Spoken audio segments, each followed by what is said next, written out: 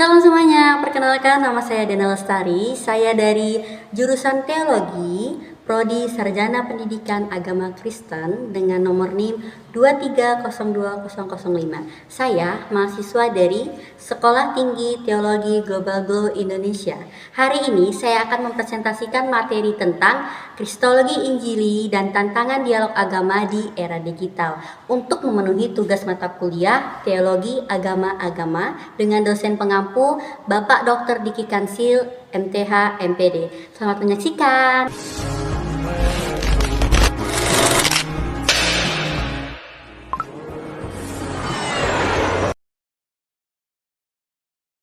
Kristologi merupakan cabang teologi yang mempelajari tentang pribadi, karya, dan makna keilahian Yesus Kristus sebagai pusat iman Kristen.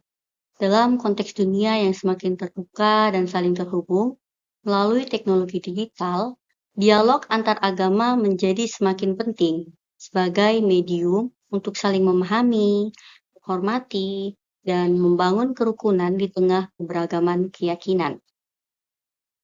Era digital menghadirkan tantangan baru dalam dialog antar agama, seperti penyebaran informasi yang cepat namun belum tentu akurat. Kedua, adanya polarisasi dan penyebaran ujaran kebencian, serta reduksi kompleksitas ajaran agama menjadi konten digital yang mudah disalahpahami. Kristologi sebagai studi yang mendalam tentang Yesus Kristus, di mana menawarkan landasan iman yang kuat bagi umat Kristen dalam berinteraksi dengan pemeluk agama lain secara terbuka dan dialogis. Namun, tantangan di era digital menuntun pendekatan dialog yang tidak hanya teologis, tetapi juga adaptif terhadap dinamika komunikasi modern dan media sosial. Dengan demikian, pentingnya untuk memahami bagaimana kristologi dapat menjadi pijakan dalam membangun dialog antar agama yang konstruktif di tengah keragaman pemahaman dan tantangan disformasi di era digital saat ini. Presentasi kali ini akan membahas peran kristologi sebagai fondasi teologis dalam mendukung dialog antar agama di tengah perkembangan pesat era digital. Kristologi yang memfokuskan pada pemahaman tentang pribadi dan karya Kristus itu menjadi dasar yang sangat penting dalam membangun sikap saling menghormati, keterbukaan antar umat beragama. Namun, era digital menghadirkan tantangan yang sangat signifikan dalam dialog antar agama, seperti potensi penyebaran informasi yang tidak akurat, polarisasi, dan komunikasi yang terfragmentasi melalui media sosial. Dalam konteks ini, dialog antar agama harus diadaptasi dengan pendekatan yang bijak dan kontekstual, yang dimana memanfaatkan teknologi sebagai sarana untuk memperkuat pemahaman lintas agama dan meminimalisir konflik. Presentasi ini juga akan mengeksplorasi strategi-strategi praktis yang dapat digunakan oleh para pemeluk agama, khususnya umat Kristen. Untuk apa? Untuk ikut serta aktif dalam dialog yang konstruktif dan bermakna di era digital, agar terjadinya keharmonisan dan kerjasama dalam keberagaman. Rumusan masalahnya, yang pertama, bagaimana konsep kristologi dapat dipahami dan dijadikan landasan dalam dialog antar agama. Dan yang kedua, apa saja tantangan utama yang dihadapi dalam dialog antar agama di era digital, terutama terkait dengan komunikasi dan penyebaran informasi. Dan yang ketiga, bagaimana pengaruh era digital terhadap dinamika dialog antar agama, khususnya dalam konteks keragaman keyakinan. Dan yang keempat, bagaimana umat Kristen dapat mengoptimalkan pemahaman kristologi untuk berperan aktif dan konstruktif dalam dialog antar agama di era digital. Dan yang terakhir, strategi apa yang paling efektif untuk mengatasi tantangan dialog antar agama di era digital agar terciptanya kerukunan dan saling pengertian. Mengapa saya mengangkat topik ini? Karena menurut saya topik ini sangat relevan dalam konteks keagamaan global dan global. Pertama, globalisasi dan pluralisme. Dunia semakin terhubung. Itu dapat memicu interaksi antar keyakinan yang tak terhindarkan dan menuntun pemahaman yang lebih mendalam. Yang kedua, pergeseran demografi. Komunitas agama yang beragam hidup, yang berdampingan di banyak negara, termasuk Indonesia, itu sangat memerlukan dialog yang konstruktif. Dan yang ketiga, dampak digitalisasi. Internet menjadi arena baru untuk ekspresi iman, penyebaran informasi, dan terkadang konflik antar agama. Kita akan membahas Kristologi Injili dalam dialog antar agama di era digital. Kali ini saya akan menjelaskan tentang inti Kristologi Injili dan beberapa tantangan dialog agama di era digital sekarang. Yang pertama, Kristologi Injili menekankan unikan Kristus sebagai dasar iman dan keselamatan. Nah, Kristologi Injili ini berfokus pada posisi Kristus sebagai pusat iman yang menjadi landasan keselamatan dalam tradisi Injil. Kedua, dialog antar agama berdasarkan penghormatan dan pemahaman bersama. Pendekatan dialog yang tulus memungkinkan masing-masing pihak untuk mempertahankan identitas teologis sekaligus membangun hubungan saling menghormati. Dan yang ketiga, inkarnasi, kematian, dan kebangkitan Kristus sebagai inti iman. Nah, aspek sentral inilah yang dapat menjadi landasan kuat dalam berdialog dengan agama lain, yang dimana dapat memperjelas posisi Kristus dalam teologi Injil. Terakhir, adaptasi Kristologi Injili di era digital untuk relevansi dan jembatan antar agama. Pemahaman Kristologi harus disesuaikan dengan perkembangan digital agar pesan Kristus tetap relevan dan efektif dalam menjembatani perbedaan. Peran Kristologi Injili dalam dialog antar agama digital. Fondasi teologis inklusi dalam interaksi agama era digital. Fondasi teologis Kristus yang sangat unik. Beberapa fondasi yang akan saya jelaskan. Yang pertama, Kristologi Injili menegaskan keunikan Kristus sebagai dasar yang kuat dalam dialog antar agama, tanpa mengorbankan keyakinan inti yang diyakini. Dan yang kedua, menghargai perbedaan agama. Kristologi Injili membantu menghargai keberagaman agama secara seimbang, tanpa mengurangi keyakinan pokok dalam dialog yang konstruktif. 3. Narasi inklusif digital. Kristologi Injili memfasilitasi penciptaan narasi yang inklusif dan dialogis dalam berbagai platform komunikasi digital modern. Pesan Kristus yang sangat kontekstual. Dari peran Kristologi Injili inilah yang memungkinkan penyampaian pesan Kristus yang relevan dan sesuai konteks di dunia maya yang dinamis dan luas. Keempat adalah doktrin dinamis dan hidup. Kristologi Injili bukan doktrin statis, melainkan alat dinamis yang terus berkembang untuk membangun jembatan pemahaman antar agama. Kelima, membangun jembatan pemahaman melalui Kristologi Injili dialog antar agama daring yang dapat menjadi sarana yang efektif, yang dimana dapat membangun pengertian dan harmoni antar umat beragama. Yang terakhir adalah interaksi daring yang sangat penting. Nah, era digital ini menuntun peran Kristologi Injili dalam memperkuat interaksi Injili, dalam memperkuat interaksi antar agama secara daring, yang dimana ini akan membuat semakin intensif dan kompleks. Beberapa peluang dialog antar agama di era digital. Saya akan menjelaskan beberapa manfaat teknologi digital yang dimana itu dapat memperluas dialog antar agama. Pertama, teknologi digital memungkinkan dialog antar agama lintas geografis dan waktu. Nah, dari sinilah jangkauan dialog itu dapat lebih diperluas. Dan yang kedua, akses yang sangat mudah ke berbagai sumber teologis dan dokumen lintas agama. Informasi teologis yang terbuka. Dan yang ketiga, platform digital mendukung interaksi langsung antar individu dan berbagai agama. Interaksi multikultural yang aktif. Tiga adalah media sosial digunakan untuk menyebarkan pesan dan pengertian.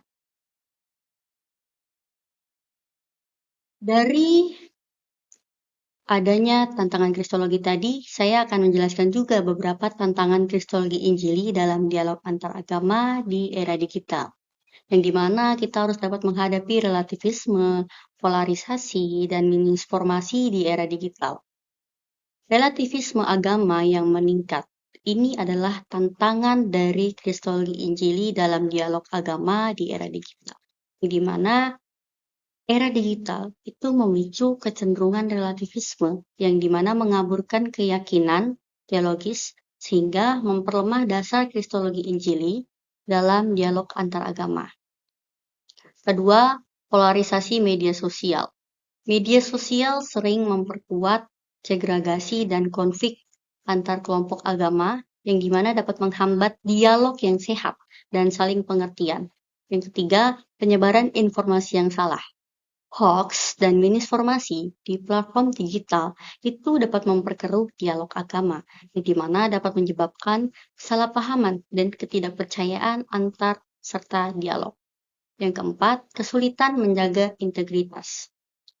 Dialog terbuka di era digital kadang memaksa kompromi yang berisiko mengancam kesetiaan dan integritas kristologi Injili. Dan yang keempat dan kelima adalah peluang teknologi digital. Teknologi digital juga menawarkan peluang untuk dapat memperluas jangkauan dan memperdalam dialog antar agama secara efektif dan kreatif. Terakhir adalah pentingnya pemahaman tantangan. Memahami tantangan ini sangat penting. Agar apa? Agar dialog antar agama dapat berlangsung dengan sehat, bermakna, dan tidak mengorbankan keyakinan. Ini adalah beberapa pengaruh teknologi digital dalam dialog agama, yang dimana ini adalah termasuk keterlibatan dan tantangan dialog agama di era digital. Yang pertama, pengaruhnya adalah untuk memperluas akses dan jangkauan dialog.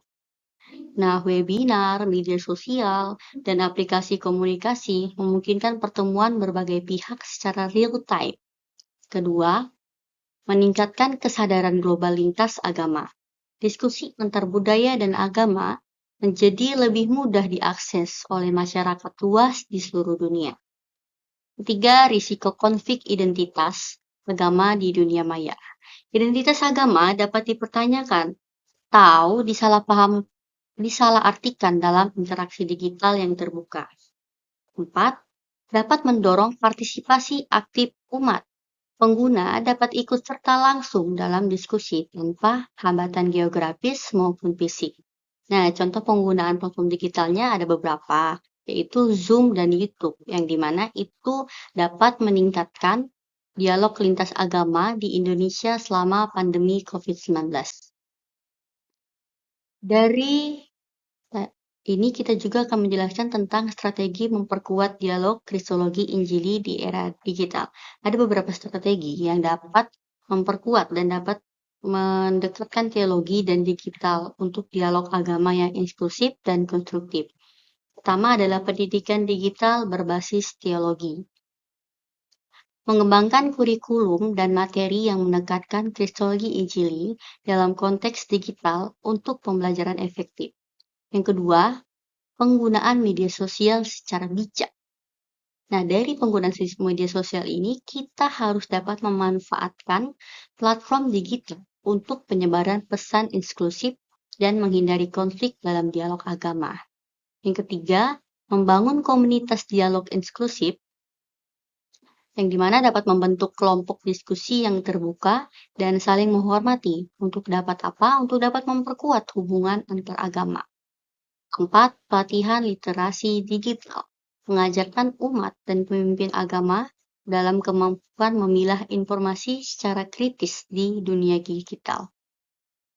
Memperkuat posisi kristologi Injili. Nah, strategi inilah yang dapat mendukung dialog yang konstruktif dan bermartabat berdasarkan kristologi Injili di era digital.